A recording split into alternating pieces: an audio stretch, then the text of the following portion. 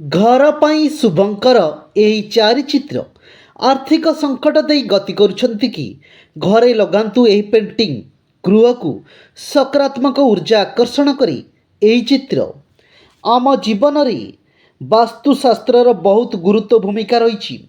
यह आमको कही थाए जे आम घरे केउ जिनस रखिबा उचित जहाद्वारा घरे सकारात्मक शक्तिर प्रभाव वृद्धि पाए एवं घरे सुख एवं समृद्धि आसी थाए। जदि आपण आर्थिक संकट सहित संघर्ष करुछंती तेबे वास्तुशास्त्रर नियम आपणक पई उपयोगी होई पारे। आज आमे आपणको सेई चारोटी चित्र विषय रे कहूछु जहा घरे सौभाग्य आणे। आसंतु जानिबा सेई चित्र गुड़िक कौन कौन।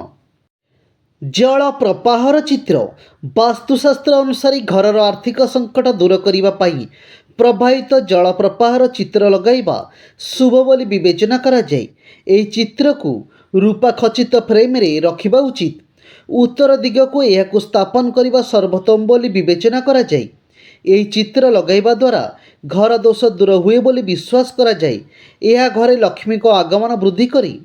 भगवान धन्वंतरी चित्र घरे भगवान धन्वंतरी चित्र रखिबा शुभ बोली कहा जाए।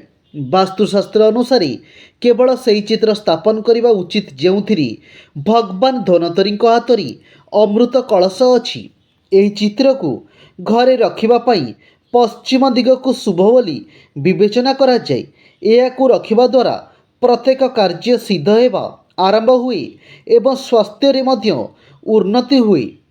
फल थिबा गछर चित्र वास्तुशास्त्र अनुसार घरे फल देउथिबा घन गछर चित्र रखिबा सर्वोत्तम। यह आर्थिक प्रगति पाई पथ प्रशस्त करे। यह संपर्क सहित जनसंपर्क को मध्य मजबूत करे। यही चित्र को एपरि स्थान रे रखंतु जेउठारु आपण एहाको प्रायतः देखिपारिबे। यह मानसिक चापरु मुक्ति दिए। शांत मुद्रा रे हनुमान ज्योतिष अनुसार काम रे बाधा दूर करिबा पाई घरे शांत मन रे प्रभु हनुमान को चित्र रखिबा उचित।